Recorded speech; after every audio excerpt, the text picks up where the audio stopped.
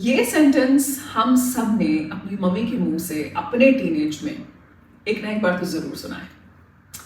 अरे अब हमें कौन देखेगा। याद है? मुझे तो बहुत क्लियरली याद है that how my mother from being the most fashionable woman I know, जिनके पास रेड कलर की स्टिलेटोस थी जिन्हें ऑब्वियसली हमने ही तोड़ दिया था, and who used to wear the most fashionable suits, turn into a woman saying that अरे अब हमें कौन दिखेगा। क्या ऐसा होता है दैट 20s 30s से आते आते 40s में most of us women start to think this way कि हमें कौन देखने वाला है।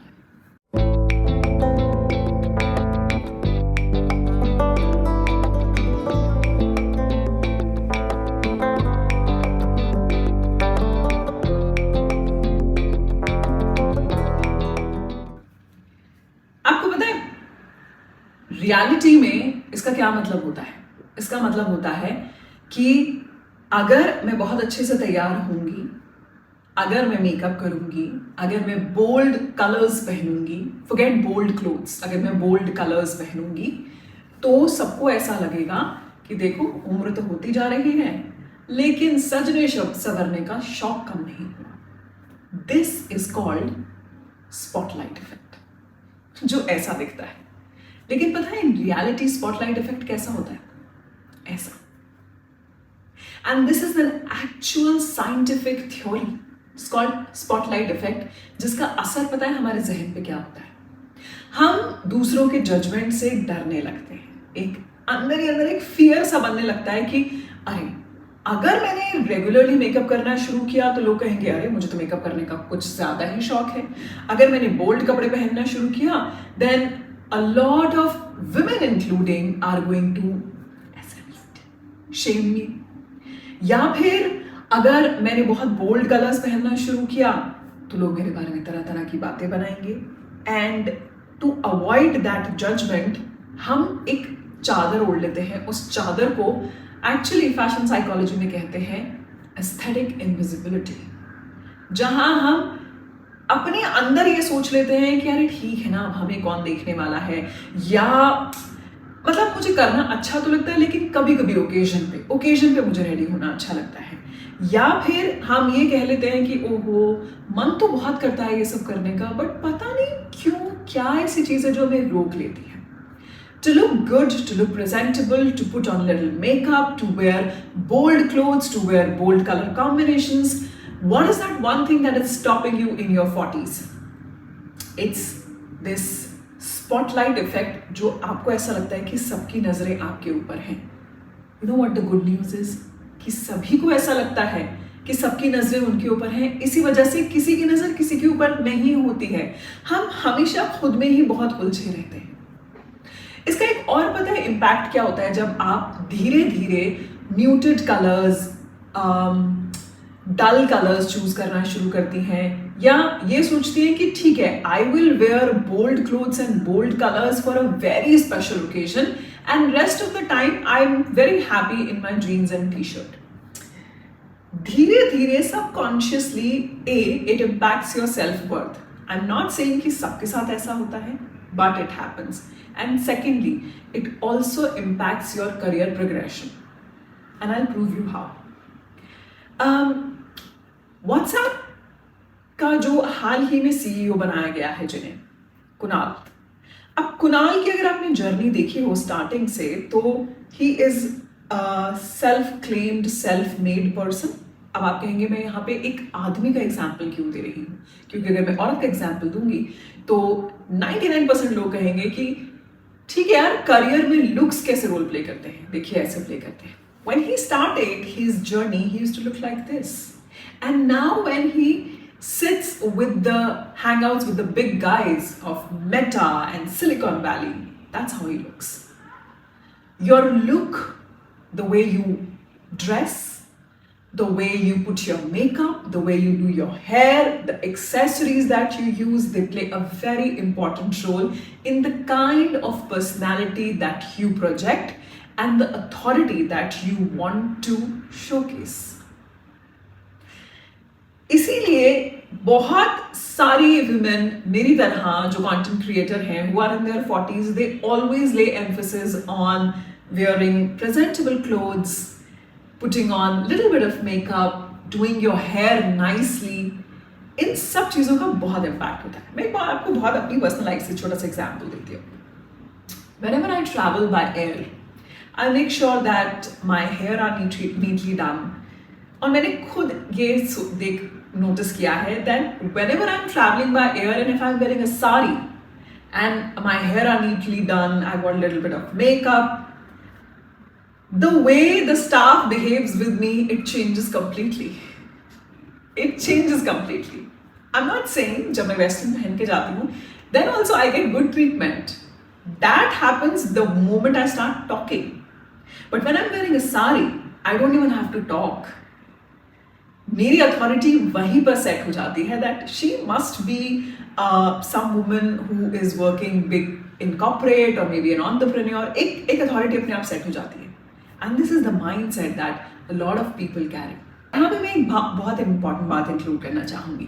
देखिए, अगर आप एक ऐसी एज रेंज में हैं जहाँ पर आप हैं 30s या 40s में लेकिन आपके बच्चे छोटे हैं यानी कि अंडर 10 हैं, देन प्रॉबेबली जो मैं अब आपको सजेशन या एडवाइस देने वाली हूँ वो शायद आपकी इतनी इस वक्त के लिए काम नहीं आएगी। Because I understand with young kids, छोटे बच्चों के साथ में खुद पर उतना ध्यान देना बहुत मुश्किल होता है। मेरी भी बेटी जब 5-6 साल की थी, 7-8 साल की थी, मेरे लिए बहुत मुश्किल था। And as a single parent मेरे लिए और भी ज़्यादा मुश्किल था क्योंकि कोई सपोर्ट सिस्टम नहीं है, बच्चे को कहाँ छोड़ना है, बच्चे को आपकी ज़्यादा ज़रूरत होती है। तो जो इस तरह की एडवाइस है उसको बहुत ज़्यादा दिल से मत लगाइए, थोड़ा सा वक्त दीजिए अपने आप को, थोड़ा सा वेट कीजिए। लेकिन अगर आपके बच्चे 10 साल के ऊपर के हैं और आप उन्हें ऐसे रेज कर रहे हैं कि वो इंडिपेंडेंट हैं, then definitely you should take out at least 30 minutes for yourself. मैं आपको एक एग्जाम्पल से बताती हूँ। आप रात को लेट सोई, ऑलरेडी सुबह जल्दी उठने की चिंता आपके दिमाग में थी। अब उसके बाद आप जब सुबह उठी, बच्चों का टिफिन, बच्चों का आपने स्कूल भेजा, आपने वार्डरोब खोली और जो सबसे पहली इजी चीज आपको कंफर्टेबल चीज मिली जिसमें आपको लगा कि यार ये मुझे पूरे दिन कंफर्टेबल रख सकती है, आपने वो पहन ली। Probably a grey color trouser and a black color t-shirt or maybe a black color shirt. Why black? Because it makes you look slim. अब इमेजिन कीजिए कि यही आपका रोज का एक रिचुअल है। रिचुअल क्या चीज होती है? जैसे हम पूजा करते हैं, पूजा एक रिचुअल होता है, बड़ों के पैर छूते हैं, ये एक रिचुअल होता है। आपको पता है ये सारे रिचुअल्स जो होते हैं इनका मीनिंग क्या होता है? They are basically designed to self-empower us. तो एक बहुत बड़ा रिचुअल जिसमें हमारे कपड़े पसंद करने का है, कपड़े सेलेक्ट करने का है, नॉट पसंद करने का, सेलेक्ट करने का अपनी वार्डरोब से। आपको ऐसा नहीं लगता है कि ये जो रिचुअल है ये थोड़ा सा थॉटफुल होना चाहिए? Instead of black, how about you pick a little bold colour? Orange है आपकी वार्डरोब में, और maybe a bottle green, और maybe a pink. Wear that, it will instantly lift your mood. Comfort zone is important, but comfort zone से अपने mood को एक energetic mood में लाने के लिए colour frequency really helps. Then is fashion.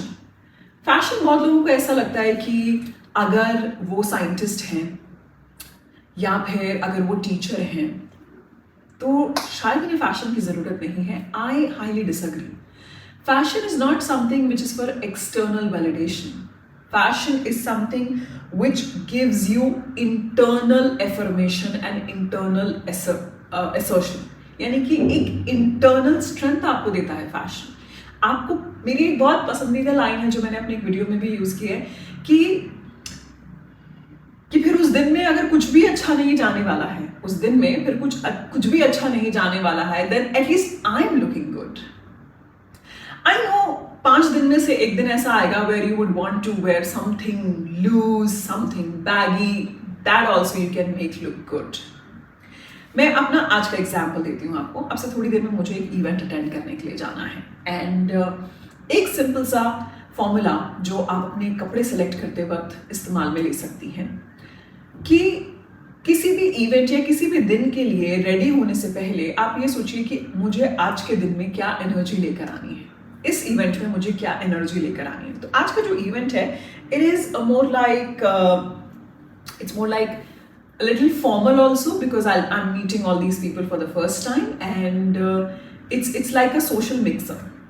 तो मुझे वहाँ पे दो तरह की एनर्जी चाहिए। सॉफ्ट, ताकि लोगों को लगे मैं अप्रोचेबल हूँ, क्योंकि सभी स्ट्रेंजर हैं, ताकि वो मुझसे आके आसानी से बात कर पाएँ, पर at the same time structured. और इसलिए मैंने आज शाम के लिए ये लुक पिक किया है।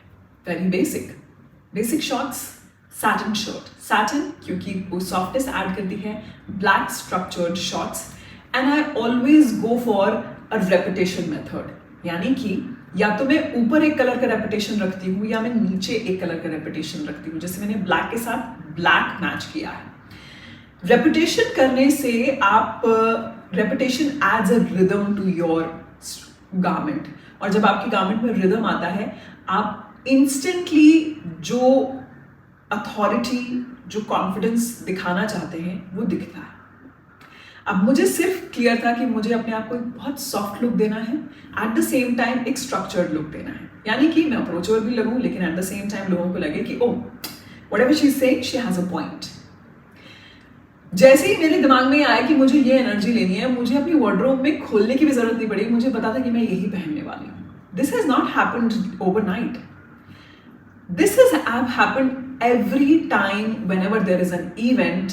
I put my brains like this कि मुझे इस इवेंट में क्या एनर्जी लेकर आनी है।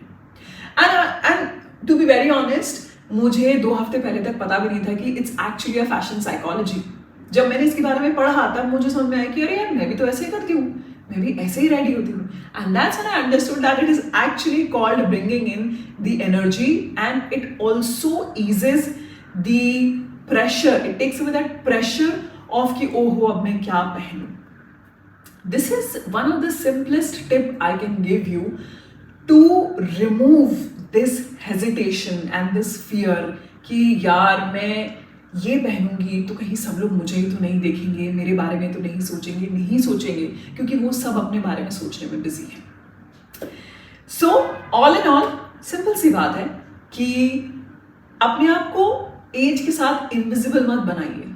फैशन एक्सटर्नल वैलिडेशन नहीं है, it's self assertion. Makeup is not for attention, makeup is for good presentation.